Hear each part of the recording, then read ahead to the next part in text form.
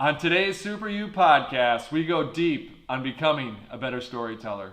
I'm Al Roker. I'm here with the Qualman. Word of mouth is now world of mouth. Because someone asked, what's the social play? What's the mobile play? Our clients and customers are telling us, hey, we love what you're doing here. Are you doing more of that today? What I'm telling you here today, I'm not suggesting we get rid of face-to-face. Digital leaders are made, not born. Like a lot of things in life, storytelling is part art and part science. It's an ongoing process for me, both on stage, in life, and also writing books. So I'm going to unwrap this in two different ways: storytelling as a writer, as well as storytelling if you're performing on stage. So let's start off with telling stories on stage. The first thing you want to do is get the audience in the same boat with you. What does that mean? It means that they probably have a story similar to the one that you are about to tell. A great trick to get people in the same boat as you before you tell your story is to ask them a question. Now, I'm about to tell you a story. I use several different stories when I get on stage, but I'm going to tell you one of the ones I use a lot. And I'm going to use a question that I correlate with that to get the people in the same boat. Now, I'm curious in this room, how many of you, when you're on a plane, a lot of you flew in here, how many of you like to talk to the person next to you? Okay, I'll make eye contact with you. You guys are the friendly people. How many of you hate that person? So I'm talking to this nice guy, and after about 30 minutes, I asked him, what do you do for a living? And he goes, well, I'm a musician. And the poor man had no idea I had 3 cups of coffee, and all of a sudden I go, oh my gosh, you're a musician? This is how you use social mobile out there. This is what you need to do. This is what Lady Gaga does with all the little monsters, the Beebs. You know, Taylor Swift went dark, now she's back on. This is how you sell your music today. And the man was fortunately saved because this nice lady comes up and taps me on the shoulder, and she goes, can I have an autograph? And I'm super pumped because no one ever recognizes an author on a plane. But I've been carrying around a Sharpie for 3 years just in case this ever happened. So I'm digging through my bag, and then I quickly realize she doesn't want my autograph. She wants his autograph. Whoa, I've seen fire and I've seen rain. She wants 5-time Grammy Award-winning James Taylor's autograph, and I'm going 3 more hours to LA. Was that saying, James, if only you use this stuff, maybe you'd sell a record or 2 out there. So unpacking that, we talked about asking the question to get the audience on the same page. They've all talked to someone on the plane. They're leaning forward. You haven't given away the pull the rug moment. That's another thing about great storytelling is you want to pull the rug. That's one way to do it. There's different arcs, but one great way to storytell is to zig when they think there's a zag. So they have no idea that I'm sitting by James Taylor till the very end, and that's when you get the big laugh. Towards the middle and towards the end, there's a low point of the story. Your ultimate despair. If you think about Rocky, any Rocky movie, it's in the middle. He's not going to be able to do it. And then he kind of rises from the ashes. So here's a sample of a story that I tell on stage on what that arc might look like. So I was up in Indianapolis, and I was going to give a talk in the afternoon, but I was running in the morning, and I saw that the NCAA headquarters was there. And I said, oh man, you are an idiot. How could you have not set up a meeting with the NCAA and set up a partnership with them, a partnership meeting?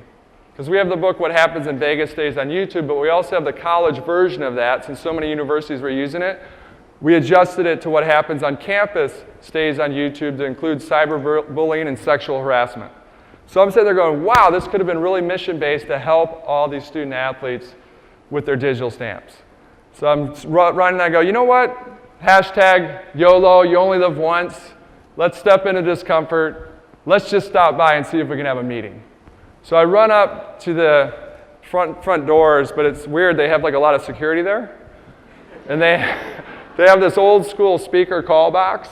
So I go up there with my sales pitch, and it was terrible. So they said, no, you can't get in here. So I keep running. And I pull out my phone because I'm listening to music. I go, I bet I've networked before I need the network. I bet I've posted it forward. Sure enough, first connection, LinkedIn with Director of Communication. I'm like, oh yeah, that's right, Amy works here. So now I go back to the call box. They let me in. Turns out they have security there because Homeland Security is in the basement of this building. We call Amy, goes to voicemail. I'm like, oh man. There's another lady there that says, hey, she's on maternity leave for the next couple of weeks. I'm like, great. So I leave a note for the security guard. Awesome at security. Terrible note passer. But Ryan is going up for a digital marketing position. Now keep in mind, this is the only place you can go sweating is the NCAA for a meeting. But Ryan's going up for a digital marketing position. During the course of his interview, they show a version of the video that I showed you. And Ryan goes, I know this sounds crazy, Josh, but Erik, I think the guy with the green glasses that made that video just showed me, I'm pretty sure he was just in the lobby. Next day, Josh calls me, hey, this sounds weird, but were you in the lobby yesterday? And I go, I was in the lobby.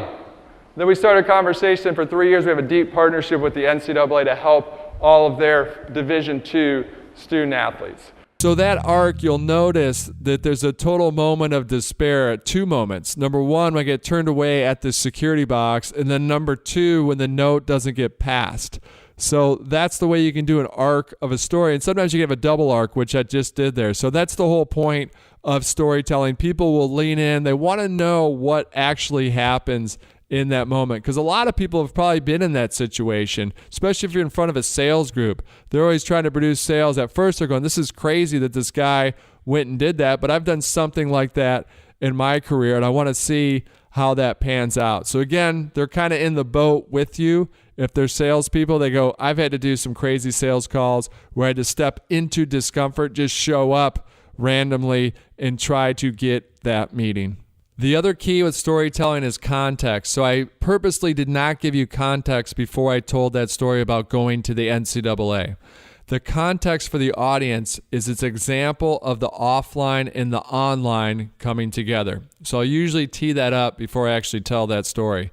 But most importantly, after you're done telling the story, remind the audience the context of that story. So now we're going to talk about how to write in story-like fashion when you're writing a business book. What you want to do often when you're writing a business book is let that person figure out the solution themselves. To say, oh, I know who he's talking about. So you don't overtly say, I'm talking about John F. Kennedy. You tell a story with some clues and let that person kind of be in on the joke with you and let them figure out who it is. Or maybe they never figure it out. And at the end, they go, oh, that's who that person is. So here's an example. The title of this section of the current rough draft of this book says, Being Noble. In the late 1800s, a man in Sweden received an invaluable gift. This gift was courtesy of a grave heir made by his town's local newspaper. The lucky man was able to do the impossible. He was able to read his obituary while he was still alive. There were 2 brothers, Ludwig and Alfred. When the eldest, Ludwig, passed away, the Swedish newspaper erroneously reported in its obituaries that it was the younger Alfred who had died. As you can imagine, Alfred was shocked to read of his own death. His shock turned to horror the more he read. The words used to describe him and his legacy were terrifying. At the time, Alfred was a very successful entrepreneur. His ingenious and popular invention had made him a very rich man. His invention? Dynamite. As such, the obituary headline read, Dynamite King Dies. It later went on to call him the Merchant of Death. Alfred was so dismayed about being tagged the Merchant of Death that he immediately set out to ensure this was not how he would ultimately be remembered. Not wasting time, Alfred drafted his last will and testament. In this 4-page document, he donated the majority of his vast fortune to a very specific and new charitable cause. When Alfred eventually did pass away, his obituary read positively different. By changing his focus for his life before it was too late, Alfred successfully changed his legacy and helped to positively change the world. While many today may not immediately recognize his greatness, they certainly know the prizes he established and left behind.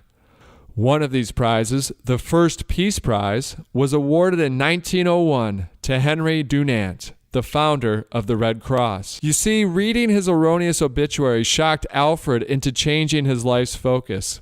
As a result, Alfred is not known today as the Merchant of Death, but rather as the man who established the prizes of chemistry, economics, literature, peace, physics, and medicine that carry his last name. The Nobel Prizes.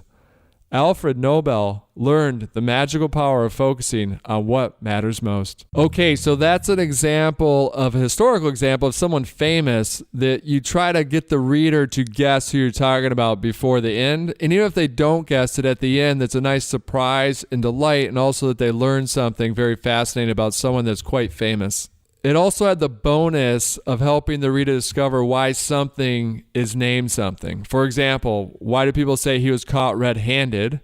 That comes from way back in the day, in the early years when you had livestock, and someone would steal your livestock and they'd slaughter that livestock, and then the neighbor would come over and go, "Have you seen my pig?" And they're sitting there with your hands with blood on them. You were caught red-handed. So that's one way to storytell.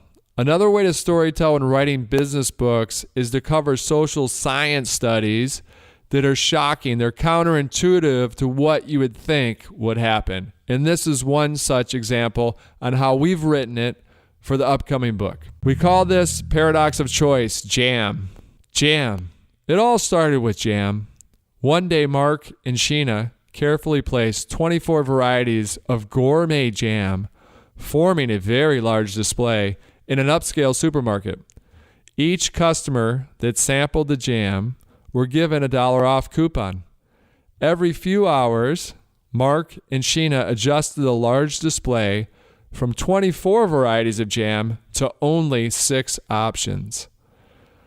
What they found as that larger display of 24 jams received more attention, 60% in fact, than the display of only showcasing 6 jams. That's right, the large display got 60% more attention.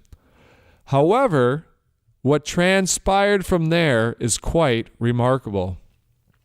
While the large display garnered the most attention, and it also had by far the most choices, when it came to actual sales, it was outperformed by the table with less choices available. The results weren't even close. People were 10 times more likely to purchase from the table with fewer choices. It doesn't end there either. Increases in choice can often lead to increased dissatisfaction after you make a selection, most popularly known as buyer's remorse. Then we need to factor in that additional choices often cause us to waste additional time and effort researching the various choices, which can lead to unnecessary stress and anxiety.